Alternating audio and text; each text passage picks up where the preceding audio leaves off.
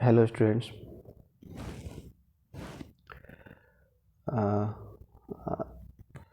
आज आप लोगों को हम बुलियन अलजेब्रा में जो है ये कैनोनिकल एक्सप्रेशन के बारे में पढ़ाने के लिए जा रहे हैं।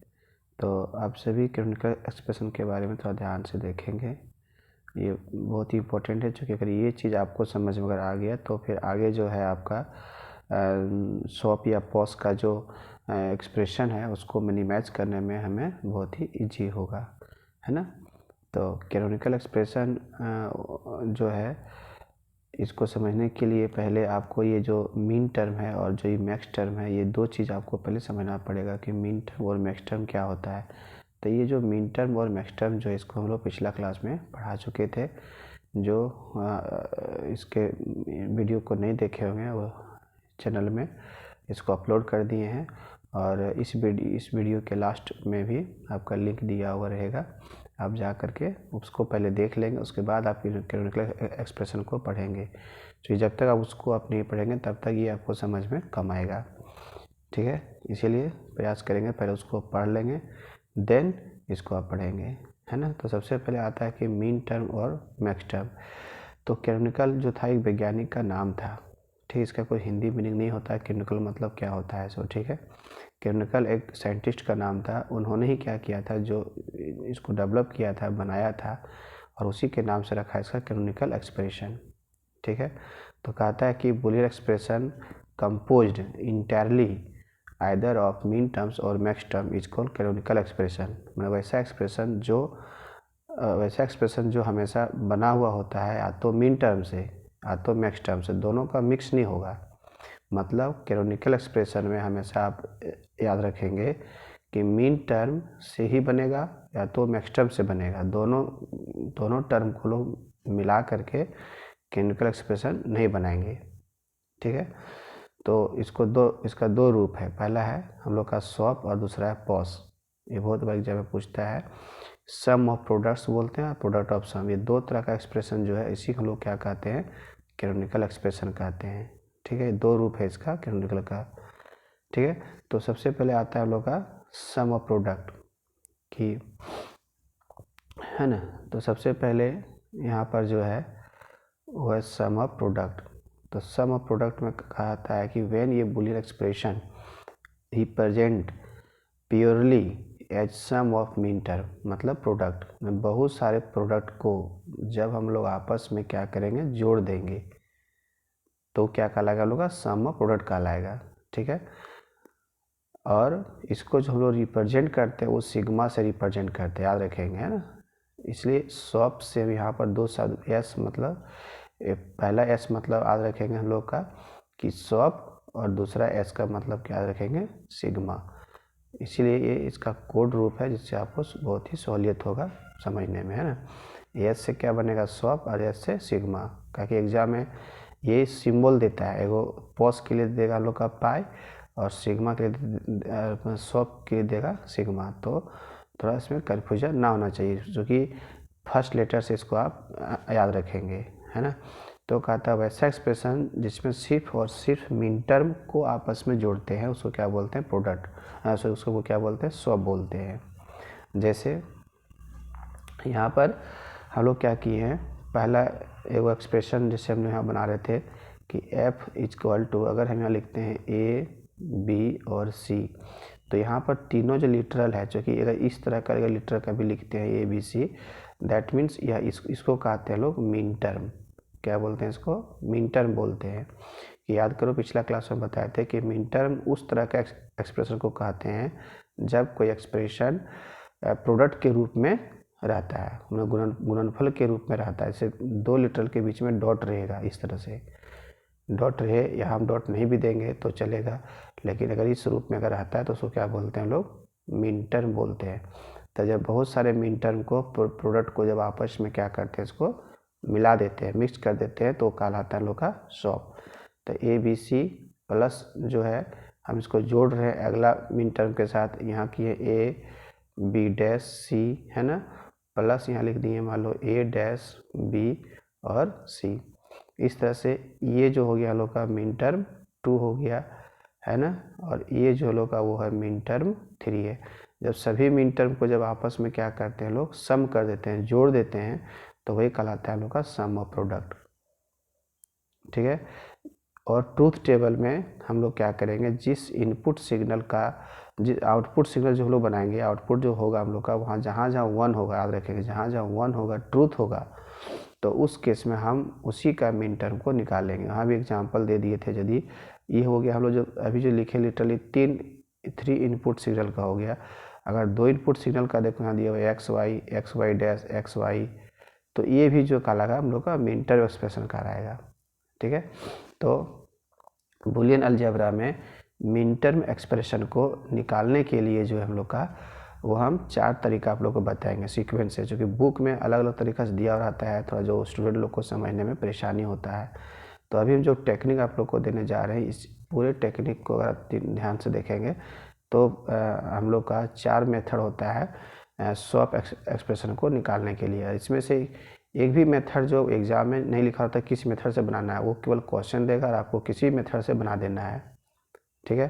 तो पहला जैसे हम यहाँ पर दिए हैं मेथड 1, देखो पहला जो यहाँ पर लिखे हैं वो हम लोग का है मेथड 1, कि इस मेथड में क्या रहेगा कि आपका क्वेश्चन जो रहेगा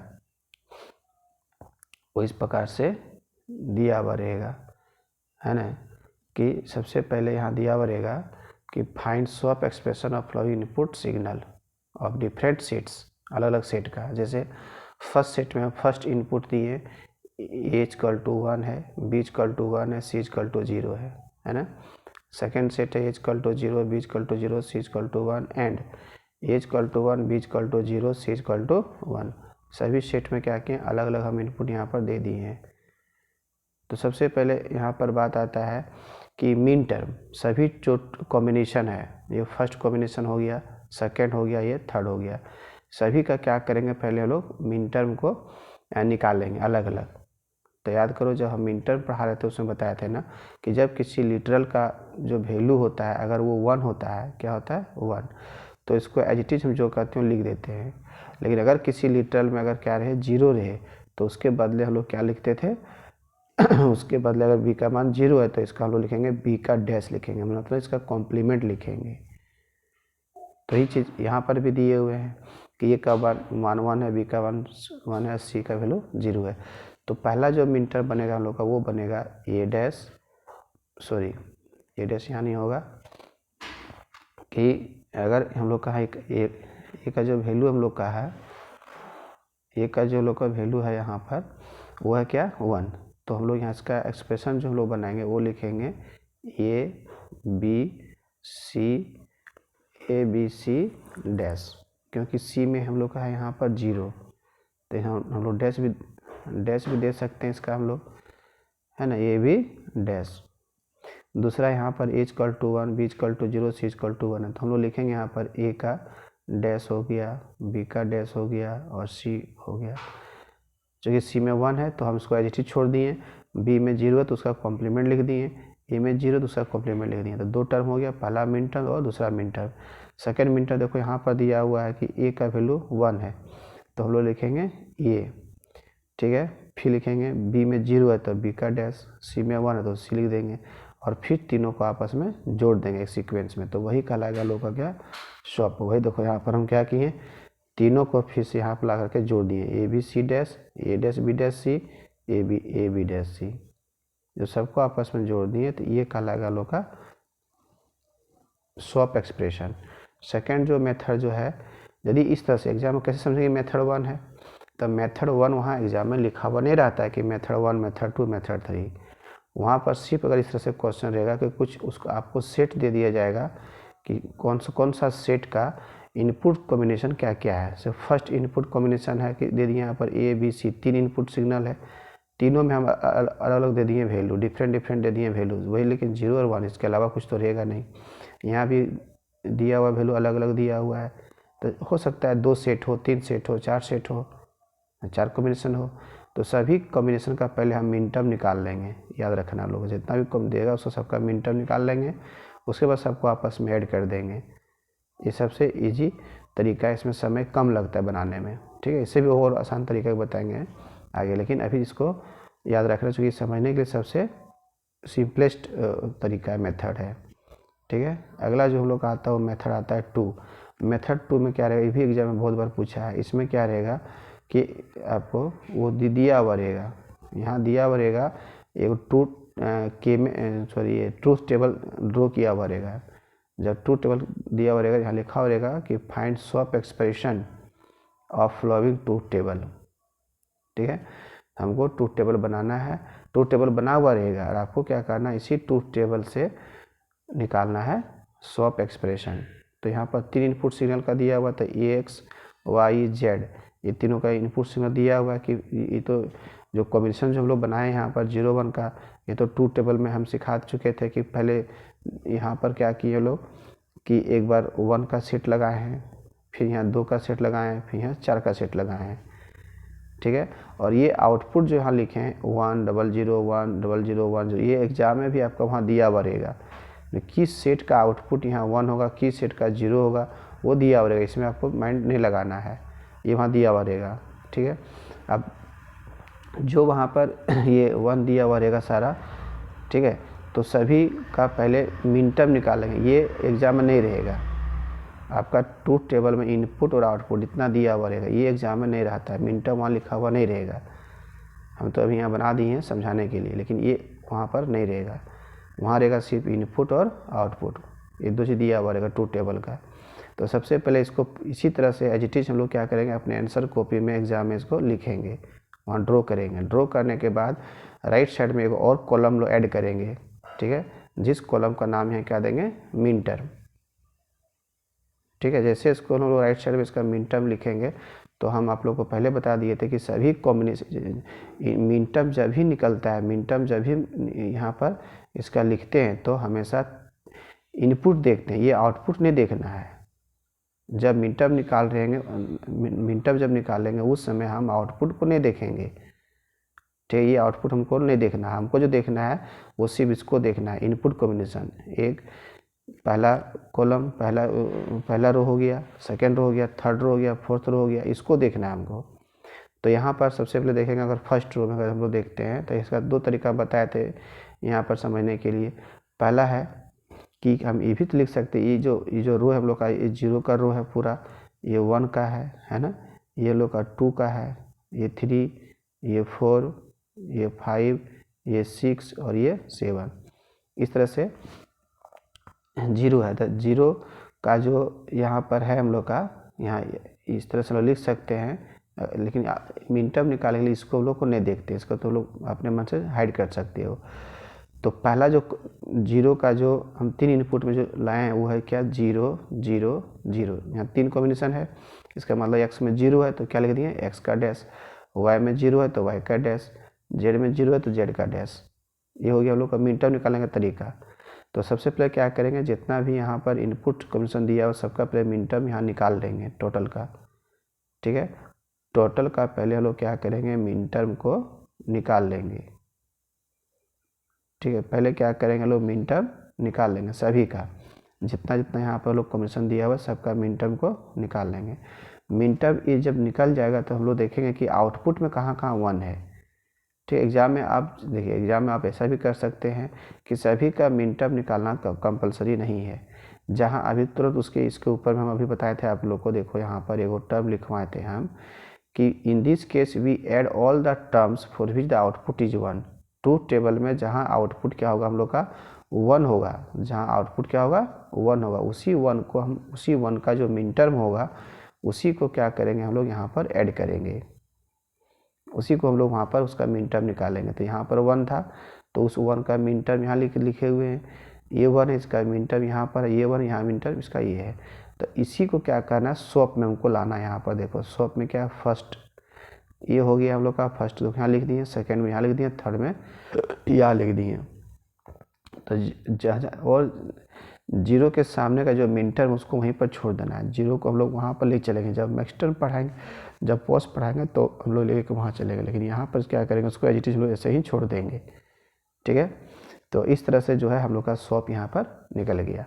तो ये भी बहुत ही सिंपल तरीका है, हमने समय आपको कम लगेगा, बस इसको केवल ड्रॉ करना है आंसर कॉपी में, ये आउटपुट वहाँ दिया हुआ रहेगा केवल मीन टर्म हम लोग लिखें। तो मीन टर्म लिखने में आप जहाँ जहाँ जीरो उसको हम छोड़ भी सकते हैं, जहाँ जहाँ जीरो है उसको हम क्या करेंगे, छोड़ भी देंगे। इसको हम मीन टर्म में वैसे भी समझाने के लिए हम लिख दिए और आप एग्जाम में लिख भी सकते हैं, इसमें नंबर आपका नहीं कटेगा। लेकिन ध्यान रहे कि यहाँ से उसी मीन टर्म को यहाँ पर लाना है शॉप में, ठीक है, जिसके सामने यहाँ पर जहाँ जहाँ पर 1 लिखा हुआ है, जहाँ जहाँ आउटपुट में 1 है उसी का मीन टर्म को यहाँ से उठाना है और उसी मीन टर्म को यहाँ पर हम लोग को यहाँ लाना है मैक्स टर्म शॉप में, ठीक है। तो ये हो गया मेथड 2। मेथड जो थर्ड है हम लोग का, इसमें क्या रहेगा कि इस तरह से क्वेश्चन दिया हुआ रहेगा एग्जाम में कि सबसे पहले लिखा हुआ रहेगा, ये ट्रूथ टेबल भी छापा हुआ नहीं रही, तो हम लोग समझाने के लिए भी छापे हुए, आपका एग्जाम में बस इतना ही रहेगा। ये देखना बहुत बार क्वेश्चन बैंक में दिया हुआ है कि find swap expression of following input signal using truth table. तो ट्रूथ टेबल जो है हम लोग को इसका निकालना है, जो इनपुट सिग्नल दिया हुआ है वो। तो सबसे पहले क्या करेंगे, हम लोग यहाँ पर देखेंगे कि इसमें कितना इनपुट सिग्नल दिया हुआ है, ABC, यहाँ कितना लोग का दिया हुआ है, ABC यहाँ पर दिया हुआ है इनपुट सिग्नल इसका। तो सबसे पहले हम लोग क्या करेंगे कि इसका ट्रूथ टेबल ड्रॉ कर लेंगे। इसमें ट्रूथ टेबल छापा नहीं रहेगा, जो इस मेथड 2 में जो बताया उसमें तो ट्रूथ टेबल आपका एक क्वेश्चन में ड्रॉ किया हुआ रहेगा। हम दिखाएंगे भी हम बहुत सारा क्वेश्चन जब इसका सोल्यूशन करेंगे उस समय, लेकिन इसमें दिया हुआ नहीं रहेगा।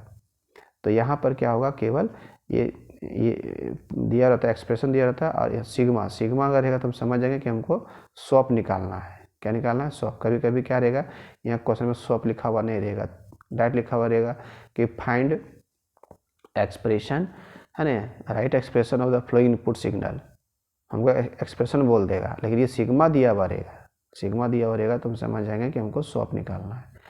तो इस तरह से हम लोग यहाँ पर देखते हैं, सबसे पहले A, B और C तीनों इनपुट सिग्नल यहाँ पर दिया हुआ रहेगा। तो पहले क्या करेंगे हम लोग, तो सबसे पहले सबका निकाल लेंगे यहाँ पर कॉम्बिनेशन ट्रूथ टेबल में, 3 इनपुट का दिया हुआ है, तो फर्स्ट का नाम A, B और C। लेकिन ध्यान रहे जो नाम यहाँ रहेगा वही नाम यहाँ लिखेंगे, यहाँ XYZ तो यहाँ भी XYZ, यहाँ PQR तो यहाँ भी PQR, ठीक है। अब क्या करेंगे कि ये आउटपुट है, कौन कौन सा रो में मेरा आउटपुट 1 हो रहा है वो यहाँ मेंशन रहेगा, ठीक है। तो वही हम यहाँ काम करने के लिए जा रहे हैं। यहाँ पर क्या करेंगे कि सबसे पहले क्या करेंगे कि इसको हम लोग बोलते हैं फर्स्ट रो। ये जो है हम लोग का यहाँ पर ये हो गया हम लोग का फर्स्ट रो हो गया, फर्स्ट रो हो गया। तो यहाँ पर हम लोग लिख सकते हैं 0 का है, ये 1 है, ये लोग का 2 है, ये 3, ये 4, ये 5, ये 6 और ये 7, ठीक है। ये हो गया लोग का 5, ये हो गया लोग का 6। तो वहाँ पर ऊपर में अभी दिया हुआ था हम लोग का कि f of ABC equal to sigma, है ना, 1, उसके बाद था 0, 1, 2, 3, 4 था और 6 था और 7 था, 1, 4, 6, 7 ये दिया हुआ था, है ना। तो हम लोग क्या करेंगे, जो रो नंबर यहाँ लिखे हम 0, 1, 2, 3, 4, 5, 6, ये रो नंबर तो हमेशा ऑलवेज फिक्स रहेगा, इसको हम चेंज नहीं कर सकते हैं। आप एग्जाम में इसको 0, 1, 2, 3, 4 से 7 तक लिख भी सकते हैं और नहीं भी, लेकिन ध्यान रखना है कि जो यहाँ दिया हुआ है ना नंबर, सिग्मा का जो ब्रैकेट है, जो पैरामीटर है, इस पैरामीटर के अंदर में जो वैल्यू यहाँ दिया हुआ है, इसका मतलब हुआ कि इसी रो नंबर के सामने में आपको 1 मतलब हाई वोल्टेज बैठाना है, ट्रू बैठाना है, ठीक है। तो सबसे पहले देखो यहाँ पर इस पैरामीटर के अंदर में जो है 0 नहीं है, तो 0 के सामने हम यहाँ 0 लिख देंगे, जो नहीं है उसके सामने यहाँ पर 0, और जो यहाँ पर है उसके सामने 1, मतलब यहाँ पर 1 है तो देखो 1 का जो रो है हम लोग का है, 1 के सामने यहाँ पर क्या लिखें, 1 लिखे हैं। नेक्स्ट है हम लोग के यहाँ 4, लेकिन नेक्स्ट यहाँ क्या है 2, तो 2 के सामने यहाँ क्या लिखें, 0।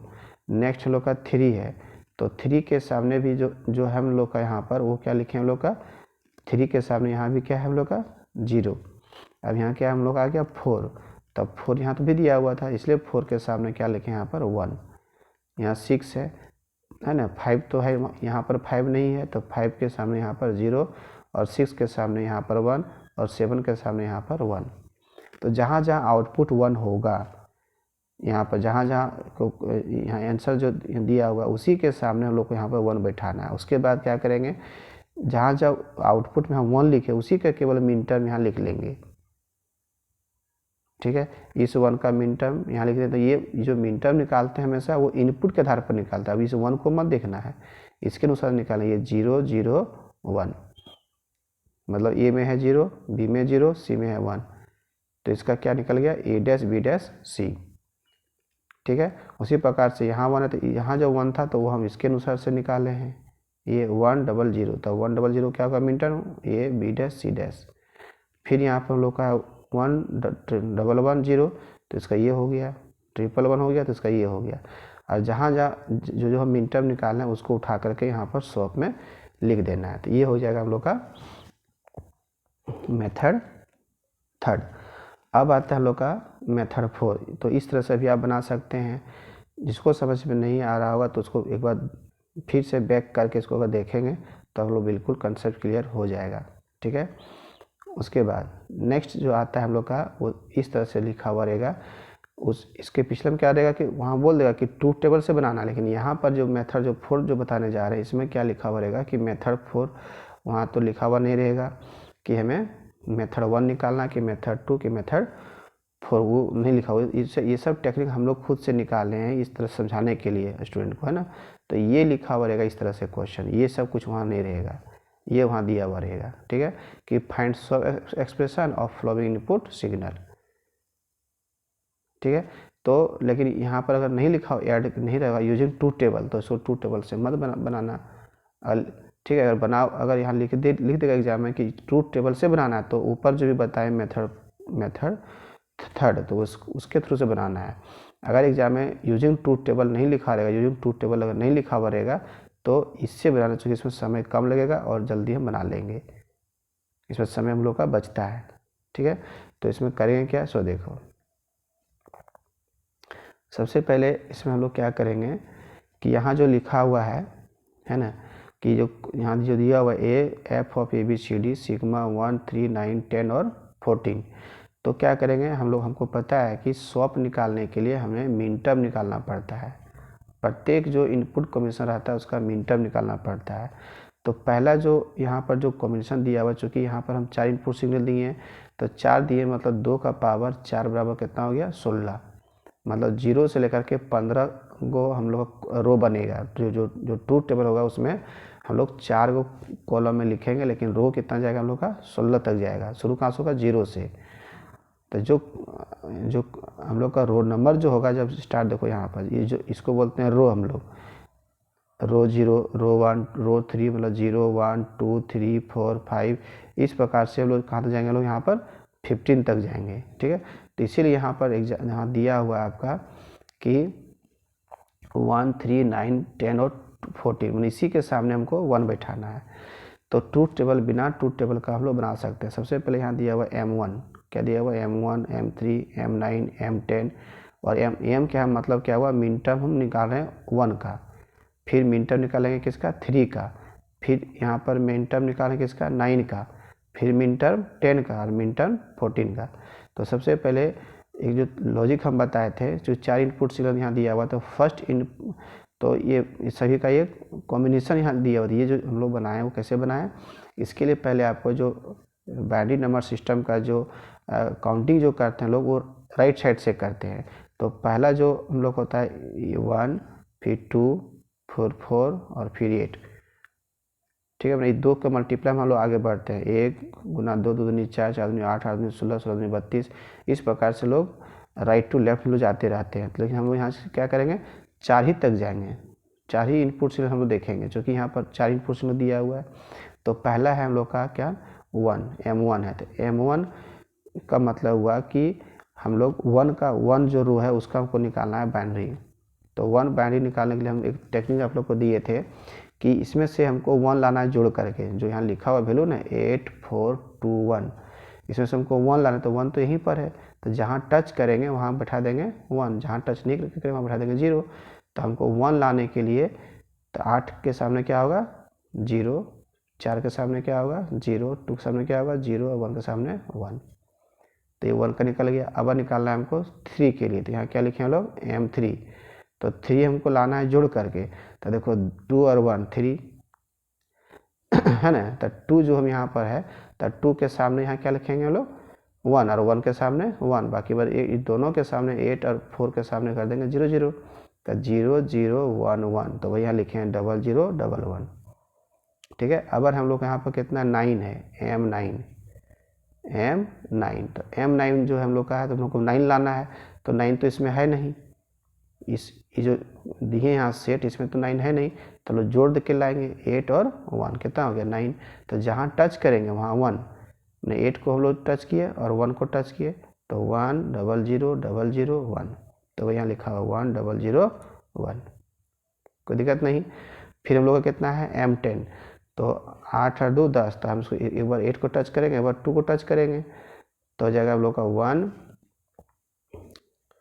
1 0 1 0, वही यहाँ 1 0 1 0 लिखा हुआ है। फिर M14, तो केवल 1 को छोड़ देंगे, 8 और 4 12 और 2 14, तो क्या होगा 1 1 1 0। अब क्या करेंगे, सभी का मिनट, अब इसका मतलब क्या हुआ कि इसका मतलब हुआ कि ये में है A B C और D, मतलब सभी का हम लोग मिन टर्म निकाल लेंगे। तो मिन टर्म निकालेंगे, इसका मतलब क्या हुआ, ए में 0 है तो क्या यहाँ लिखेंगे A dash B dash C dash और D।